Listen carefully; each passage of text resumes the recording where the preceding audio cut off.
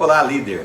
Eu espero que esteja tudo bem com você e estou muito feliz de estar novamente aqui na nossa sessão Pílulas de Liderança para conversar um pouquinho com você sobre conceitos, técnicas e métodos que pode fazer com que você seja um líder cada vez melhor. Eu me chamo Edson Procópio, sou sócio fundador da Evolução Máxima, empresa que patrocina o projeto Líderes Online. Deixa eu te perguntar uma coisa, você acha importante delegar funções que você exerce para os seus liderados de maneira a fazer com que eles também absorvam competências de liderança? Sim ou não? Eu quero falar um pouquinho com você sobre isso daqui a pouquinho. Vamos lá!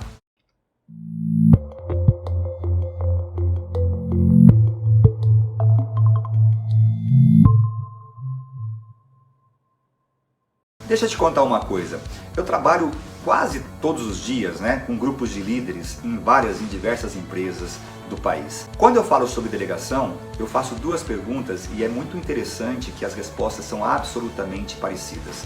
Eu pergunto primeiro assim: vocês acham importante delegar as suas atividades para que as pessoas possam se desenvolver e também algum dia sentar na cadeira de um líder com menos dificuldade? De maneira geral, todas as pessoas levantam as mãos. Todas. Tá? É muito raro alguém que não levante a mão. E na sequência eu faço a seguinte pergunta: e você acha que você delega com a intensidade e frequência que você poderia e deveria delegar? E aí eu diria para você que raramente alguém levanta a mão. Às vezes sim, num grupo de 30, 40 pessoas, uma ou duas pessoas levantam a mão, mas não é raro os momentos em que ninguém levanta a mão, e aí eu já percebo aquela carinha marota das pessoas, porque elas percebem o grande impasse e a grande dicotomia que eu estou provocando como reflexão para elas. Poxa, eu acho importante delegar, no entanto, eu não delego como eu deveria delegar. E eu quero falar um pouquinho com você sobre isso hoje, porque a delegação, ela é, com certeza, uma das formas mais eficientes de desenvolvimento das pessoas, particularmente aquelas pessoas em que a gente vê um perfil, um desejo para ser líder daqui a pouco. Aquelas pessoas que poderão sentar na nossa cadeira e desenvolver o trabalho que a gente faz hoje sem tantas dificuldades quanto às vezes a gente enfrentou quando sentou nessa cadeira, tá? Mas uma coisa que precisa também começar nesse processo a ser tratado é por que a gente muitas vezes não delega quanto deveria. E eu faço essa pergunta também nos seminários, nos workshops, nas palestras, e basicamente, se eu fosse pegar três das respostas mais citadas, seriam essas aqui. A primeira: eu não confio de que a pessoa que vai fazer o trabalho vai fazer tão bem quanto eu faço. Essa é uma das respostas. A segunda é: poxa, vai demorar mais eu delegar e ter que explicar para essa pessoa como faz do que eu mesmo fazer. Então é melhor que eu faça, porque vai dar muito trabalho para poder passar para essa pessoa e tal.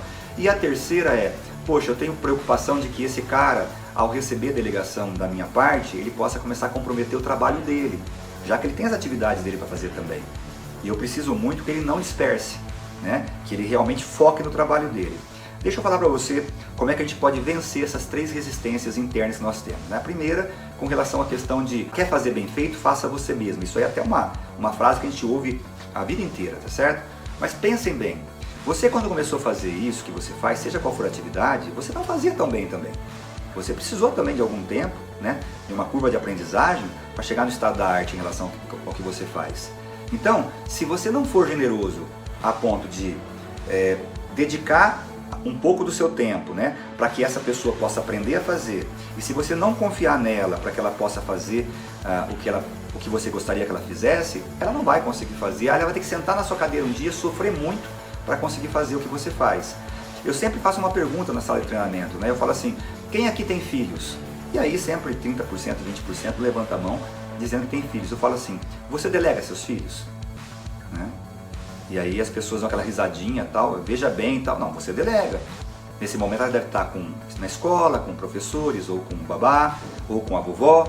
Então você delega seus filhos. Poxa, se você delega seus filhos, você pode delegar qualquer coisa, porque não tem nada mais importante do que filhos, tá certo? Então, o primeiro ponto é: você não delega para alguém para que essa pessoa faça melhor do que você. Você delega para alguém para que essa pessoa aprenda.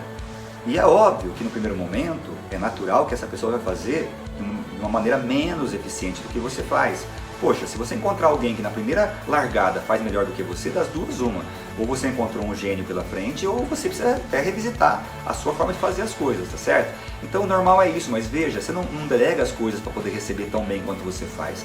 Você delega para desenvolver as pessoas, tá? Segundo ponto, eu de repente vai demorar mais tempo do que eu fazer, tá certo? Sim, provavelmente sim. A delegação é um investimento. No primeiro momento você entrega coisas, que é o teu conhecimento, o teu acompanhamento, para depois você receber o quê? Receber dela o trabalho que você desenvolvia. E aí você pode fazer outras coisas da vida, você pode fazer coisas que você não consegue fazer hoje. Então primeiro você doa muito para depois você receber dela, tá certo? Então é verdade, no primeiro momento você vai dedicar mais tempo do que você dedicaria fazendo. Mas eu te garanto que com o tempo isso vai inverter. Você vai ter muito mais condição de fazer coisas que você não fazia antes. E o terceiro ponto que você colocou muitas vezes como uma dificuldade, ou que a gente coloca como uma dificuldade para delegar, ele pode comprometer o trabalho dele. Veja, você tem toda a razão, delegação não é para todo mundo. A delegação é para pessoas que têm condição de receber a delegação, porque está trabalhando super bem o que ela já faz, pessoas que querem a delegação, que entendem isso como uma grande oportunidade, e pessoas que são capazes de aprender aquilo que você vai ensinar. Então, por exemplo, não adianta nada você querer ensinar alguma coisa que exige matemática financeira de alguém, se essa pessoa não conhecer matemática financeira. Você vai ter que montar uma escola ali, não dá. Então, essas três coisas são importantes. A pessoa tem que querer, a pessoa tem que estar em condição de receber e a pessoa tem que ter capacidade para poder receber aquilo, aprender e desenvolver bem. Mas se alguém tiver a fim de que eu delegue, mas ela não estiver atolada no trabalho dela e tal, aí tem que conversar. Tem que discutir e falar o seguinte, vamos conversar, vamos trabalhar para que você primeiro desenvolva muito bem o teu trabalho, para que você entregue as suas metas, as suas atividades de forma qualificada, no prazo certo. Aí a partir desse momento a gente começa a conversar sobre delegação, tá certo? Então, vencidas essas três resistências naturais que nós temos, a gente pode realmente delegar. E delegar não é delargar. Delegar não é chegar e entregar alguma coisa para alguém e falar assim, olha, eu faço assim, faça também. Talvez daí venha a maior frustração de muitos líderes, porque não prepara as pessoas, a pessoa vai fazer mal feito, depois vai dizer que a culpa é delas, mas a culpa é muitas vezes nossa, tá?